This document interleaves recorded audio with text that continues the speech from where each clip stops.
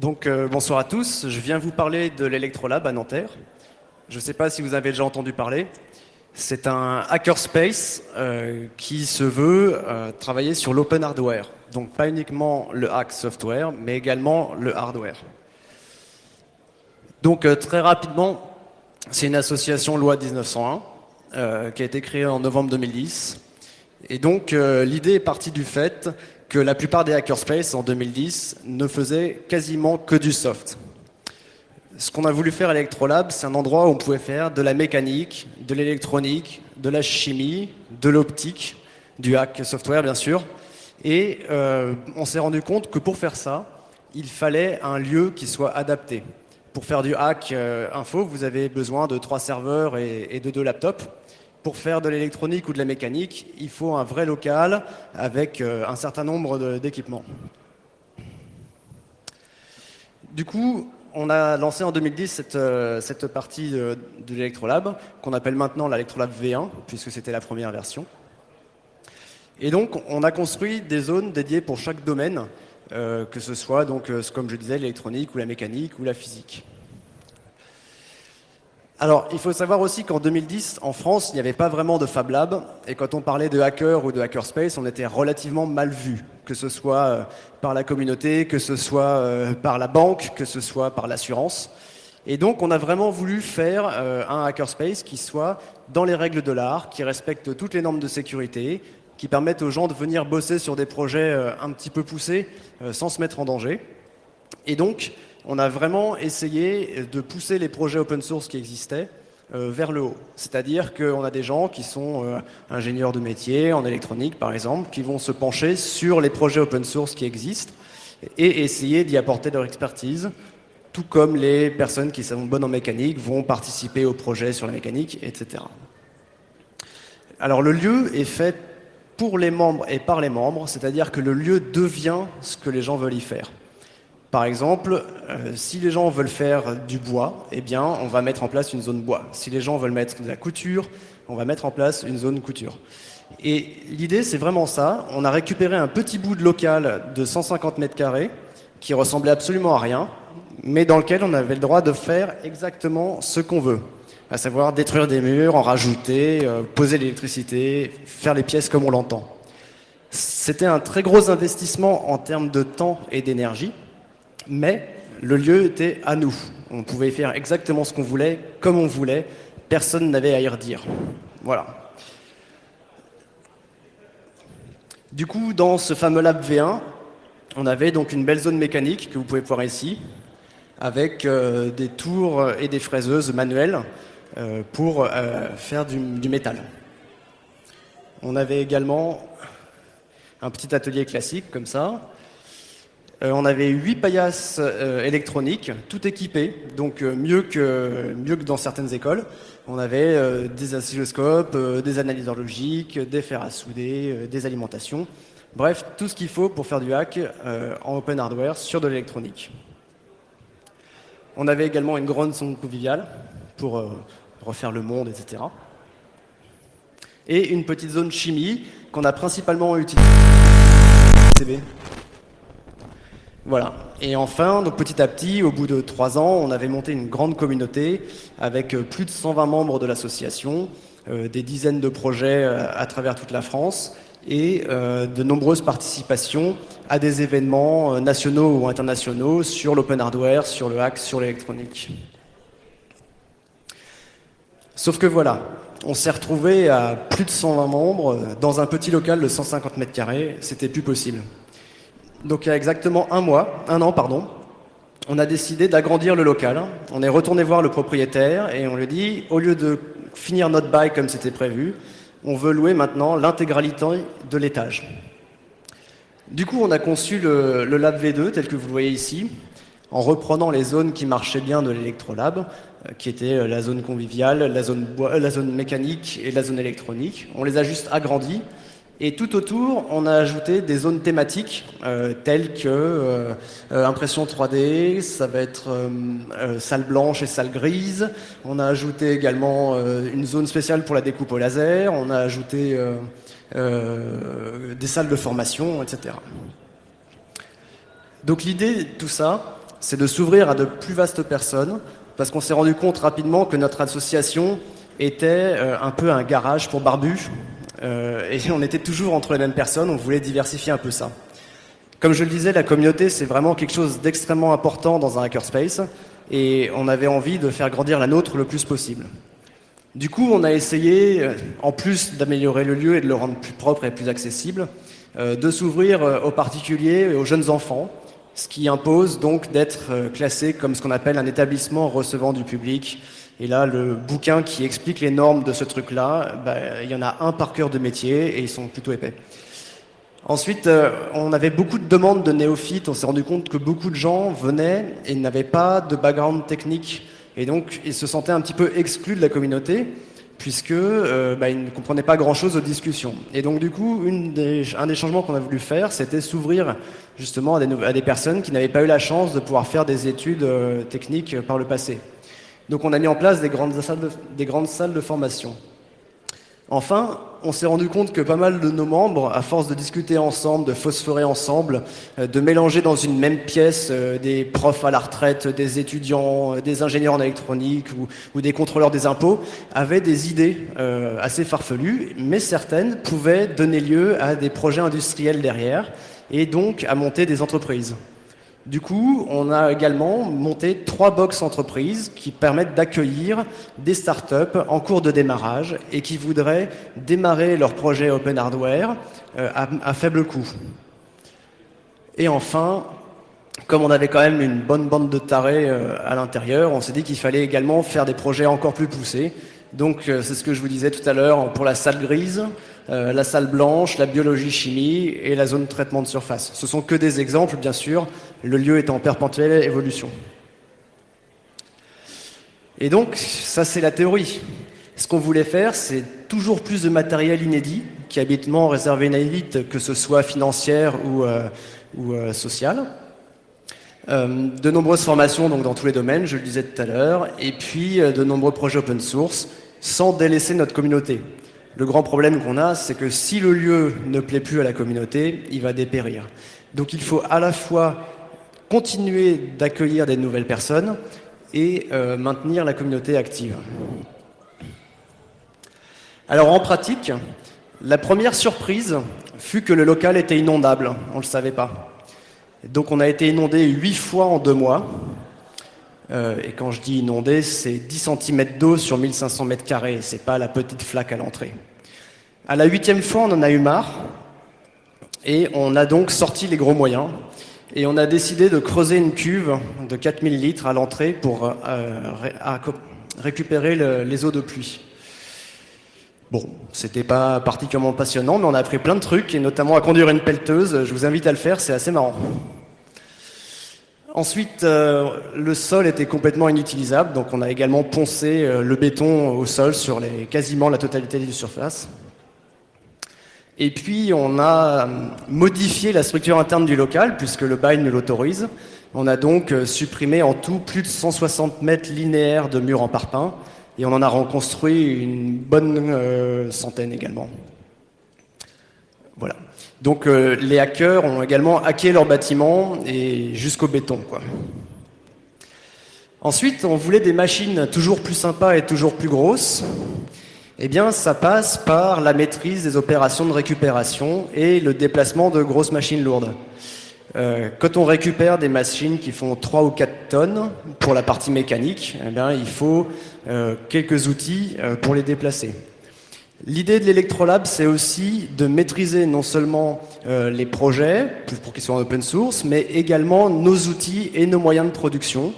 Donc ce qu'on va faire, c'est qu'au lieu d'acheter, par exemple, un laser cutter chinois à 6 000 €, qui sera une boîte noire, avec des drivers tout blottis sous Windows, avec des softliciels tout pourraves, avec des dongles pour les licences, eh bien, on va fabriquer nous-mêmes les machines ou hacker des machines existantes pour les fabriquer.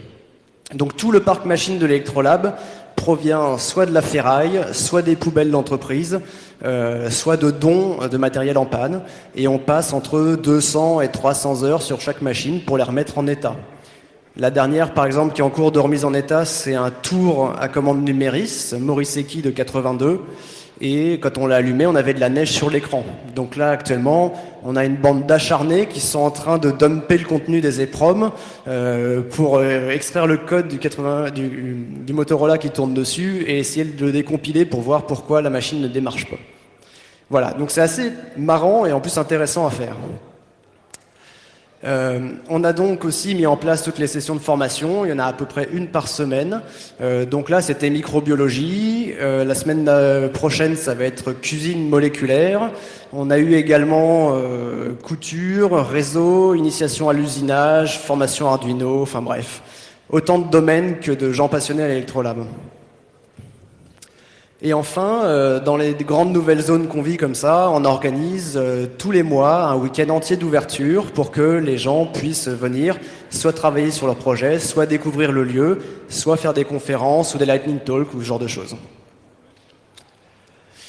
Alors enfin, au niveau des entreprises, on accueille donc 2 startups qui, au lieu d'aller dans une pépinière d'entreprise et mettre en commun un standard téléphonique, une secrétaire et une photocopieuse, sont venus s'installer à l'Electrolab et profitent de l'ensemble des moyens que nous avons à disposition, mais également de la communauté. On a fait un gros travail de sélection sur les entreprises qui se sont installées pour qu'elles correspondent avec l'esprit du lieu et donc qu'elles soient membres de l'association et pas consommatrices. Et ça change vraiment tout. Donc pour ceux qui ne connaissent pas, je vous présente Ricebox, qui est une des entreprises hébergées à Electrolab et qui fabrique des potagers d'intérieur en aquaponie connectés. Donc le principe, c'est que vous avez des poissons en bas que vous nourrissez et qui vont donc fertiliser l'eau, qui va ensuite être amenée aux plantes, etc., avec des éclairages en plein dans les fréquences qui vont bien pour que les plantes grandissent. Donc ça équivaut à 9 ou 10 mètres carrés de potager dans un jardin. Et grâce à l'aquaponie et grâce au système à LED, etc., plus à l'intelligence qui est embarquée dans le produit, vous allez avoir donc des plantes qui vont pousser très très vite. Et on a fait par exemple pousser des fraises en hiver, de la salade et des tas de trucs. Voilà. Donc ça c'est le genre d'entreprises qui sont installées chez nous. D'ailleurs j'en profite, il y a un 3e box disponible si vous connaissez des gens qui voudraient s'installer dans un lieu sympa comme ça. Voilà, et donc ça fait partie des projets qu'on a à l'Electrolab et que l'on soutient du mieux qu'on peut. Bien sûr, avoir des entreprises au sein de l'Electrolab nous permet également de leur glisser quelques bonnes valeurs qu'on aimerait bien retrouver dans nos entreprises à nous, telles que l'importance du logiciel libre, les dangers du cloud, l'importance de faire de l'open hardware, etc., etc. La 2e entreprise, c'est donc une boîte qui s'appelle Immersive Robotics et qui fait des robots de téléprésence que vous commandez via un Oculus Rift pour être en immersion 3D dans l'endroit où vous déplacez le robot. Il est surtout là pour de la téléprésence, de l'assistance à personnes handicapées ou âgées, ou de la visite virtuelle de bâtiments. Voilà. Donc ces 2 entreprises sont là depuis janvier, et donc Ricebox en est à une première série de 10 potagers qui vont être livrés incessamment sous peu, et Immersive Robotics fait des démonstrations de son robot dans Paris, où les futurs clients potentiels peuvent prendre à distance la main sur le robot et se balader dans Paris. Sympathique petite entreprise. Mais du coup, voilà, faire grandir le local, c'était extrêmement compliqué. On a donc 1500 mètres carrés à rénover, à habiliter et à concevoir, enfin à transformer en laboratoire, pour un budget qui est ridicule. Il faut savoir que le budget annuel de l'association, c'est moins de 30 000 €. Donc quand on fait des travaux dans un grand local comme ça, c'est compliqué. On a eu des tas de nouvelles charges qui étaient prévisibles, comme la facture EDF qui a explosé, le loyer qui est relativement élevé, on va dire, et la nouvelle permanente qui ouvre le lab tous les jours en journée. Mais on a aussi eu des charges moins prévisibles et beaucoup moins drôles. Par exemple, comme on est une association et qu'on a des bureaux en Île-de-France, eh bien on paye la taxe sur les bureaux en Île-de-France, soit à peu près 2 800 € par an pour rien. Si ces locaux avaient été utilisés par une entreprise, ils ne les auraient pas payés. Voilà, donc ça ce sont les petites blagues, bienvenue en France, merci tout ça.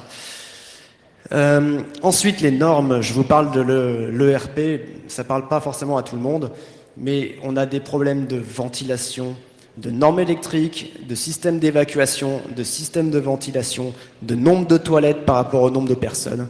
On passe des soirées entières à lire les foutus papiers qui nous expliquent ce qu'on est censé faire dans ce local. Et on va avoir donc la visite des pompiers qui vont valider si oui ou non on a bien suivi toutes ces normes, sachant que rien que l'audit coûte 10 000 €. Voilà, juste pour qu'ils viennent. Au premier point qui leur plaît pas, ils s'en vont. Donc c'est extrêmement compliqué et pour une petite assoce qui veut rester le plus possible indépendante, eh bien ce sont des vrais défis qui nous sont posés chaque jour. Alors la gestion, l'organisation d'un lieu comme ça, c'est extrêmement complexe. Déjà avec 150 mètres carrés, on comptait plutôt en mètres cubes parce que le matériel s'ameçonnait. Les gens venaient avec toujours plein de projets, on ne savait pas où les mettre. Et donc là, vous imaginez 1500 mètres carrés. Si on a 1500 mètres carrés de bordel, ça sert absolument à rien. Et bon, c'est donc un travail de tous les jours.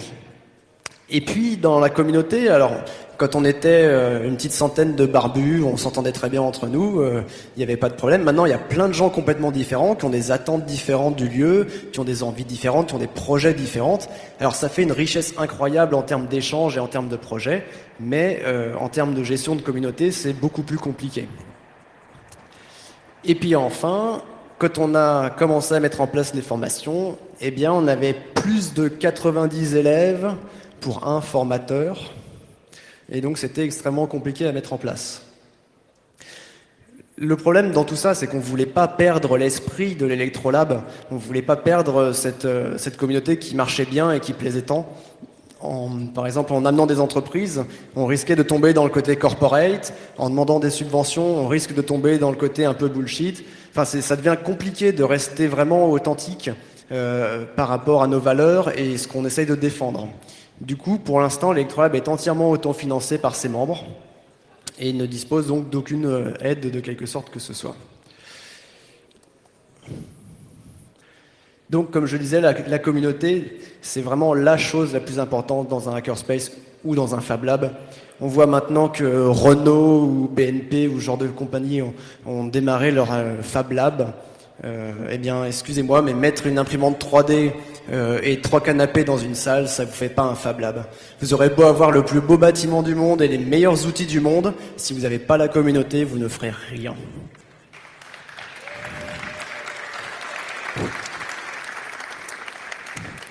Et ça, c'est quelque chose qui est vraiment important. C'est vraiment important. Si vous n'avez pas de communauté, eh ben, vous n'aurez aucun projet, vous n'aurez aucun PEPS dans votre local, et ça ne servira à rien.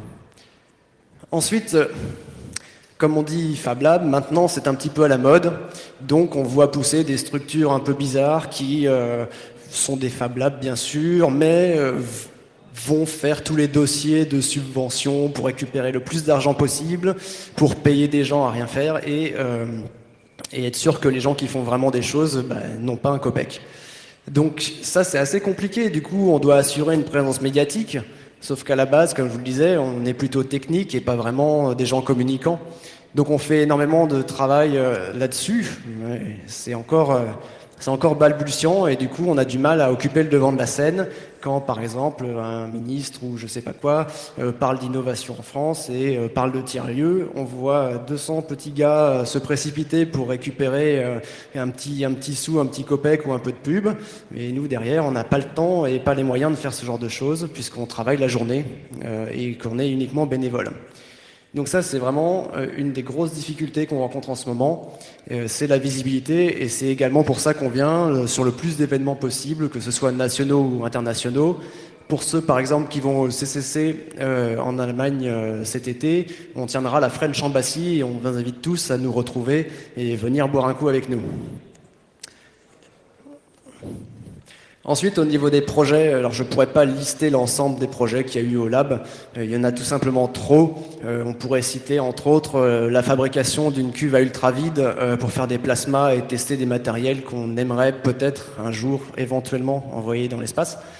Il y a des tas de projets en impression 3D. La machine qui est à droite là-bas, c'est une création full Electrolab. C'est donc l'ElectroWrap. C'est l'imprimante 3D qu'on a voulu la plus industrielle possible, où justement des mécanos se sont pensés sur la structure, des électroniciens sur la partie élec et des softeux sur la partie hard, pour pousser la qualité et la fiabilité de la machine le plus loin possible.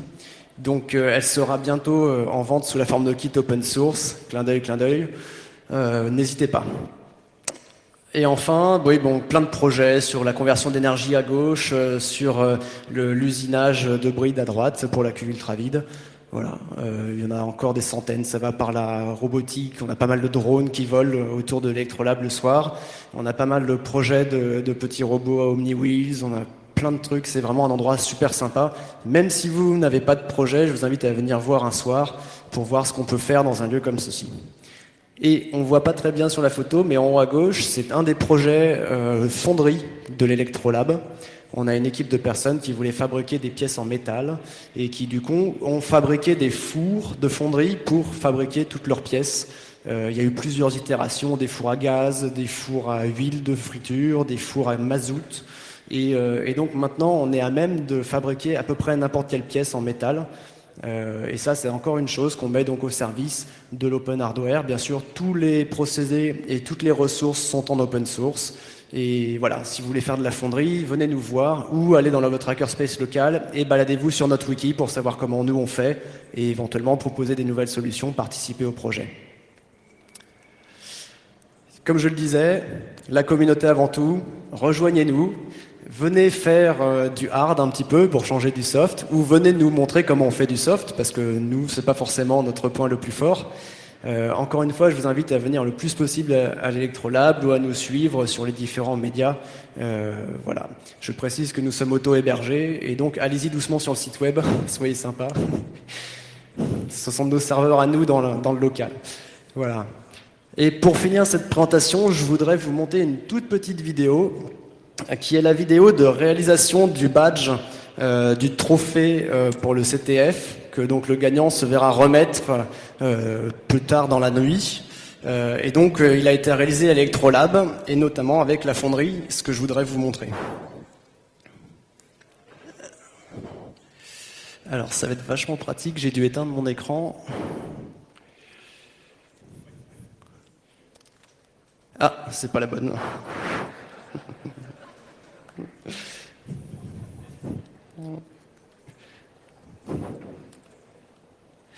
Alors, est-ce qu'elle a fini de télécharger? Ce serait bien.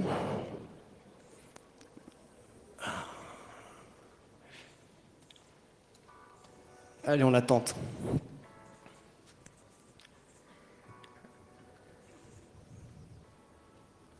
Vous notez nos talents de graphiste. Donc on a commencé par imprimer la pièce en 3D et à la prêter pour qu'elle soit la plus lisse possible et pour qu'elle ne présente aucun défaut. Beaucoup de travail manuel en fait. C'est de la fabrication numérique, mais il reste quand même pas mal de détails. Ensuite, pour faire de la fonderie qu'on appelle APLA perdu, il faut fabriquer donc un moule autour de la pièce que l'on veut réaliser. En l'occurrence, on utilise du sable de fonderie qui devient extrêmement dur une fois qu'il est compressé. Donc là, vous voyez, on l'installe dans le moule et on le compacte manuellement, comme souvent.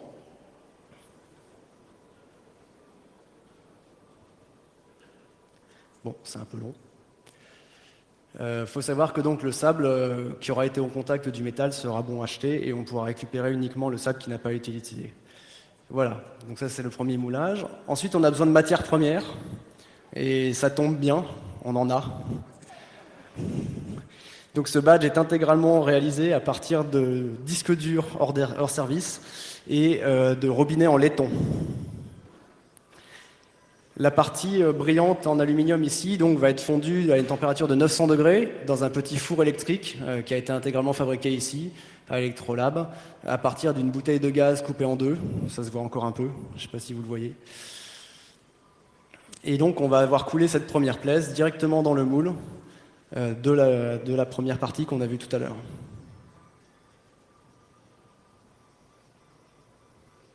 En fait la fonderie c'est assez simple. Le problème, ça a été pour la deuxième partie qui était en laiton. On avait besoin de chauffer beaucoup plus, puisque les températures de fusion n'étaient pas les mêmes. Et donc pour ça, on a dû utiliser le four de fonderie version mazout, que vous allez voir juste après.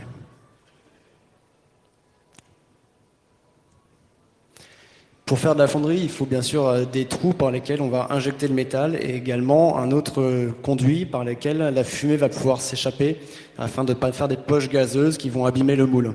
Du coup, après, une fois la pièce démoulée, il va falloir couper tous ces morceaux qui ne sont pas nécessaires.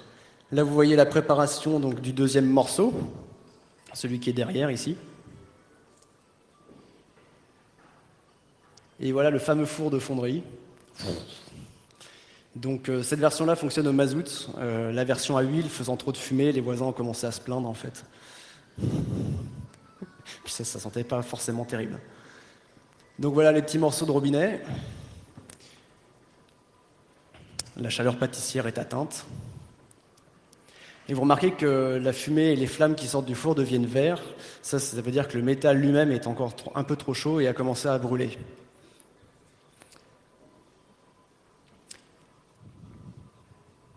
On ne dirait pas comme ça, mais il y a de nombreuses précautions de sécurité qui ont été prises, hein, notamment en termes de protection de la personne et du sol. Vous voyez qu'on est sur une plaque de métal. En effet, si vous faites tomber du métal en fusion sur un morceau de béton, il va exploser. Donc il vaut mieux que ça tombe sur du métal qui va juste se déformer. Donc si vous venez le mardi soir à Electrolab, il est très possible que sur le parking, il y ait des flammes de 3 mètres de haut avec des gremlins en train de taper sur des disques durs. C'est normal, ça fait partie du lieu, ça fait partie de la philosophie. Et donc, on laisse refroidir et on démoule.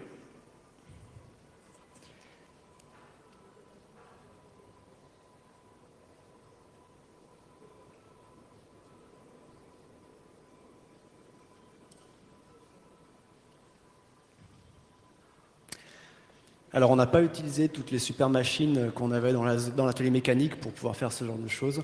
On a uniquement utilisé donc, la petite Charlie Robot, qui est une petite machine capable de découper le bois, de l'aluminium et du plastique. Et on l'a utilisée donc, pour graver l'arrière du badge avec les insignes NDH et le logo de l'Electrolab. Non, d'ailleurs, je vous dis une bêtise, le logo de l'Electrolab était déjà dans la pièce de fonderie. Voilà, donc petite machine de gravure. Cette machine-là, on l'a récupérée dans les poubelles d'un lycée. La partie de commande électronique était complètement cramée et donc ils nous l'ont donnée. Et on a pu fabriquer une nouvelle électronique complètement open source pour l'adapter à nos besoins et qu'on puisse l'utiliser. Et enfin, un petit coup de peinture. Voilà.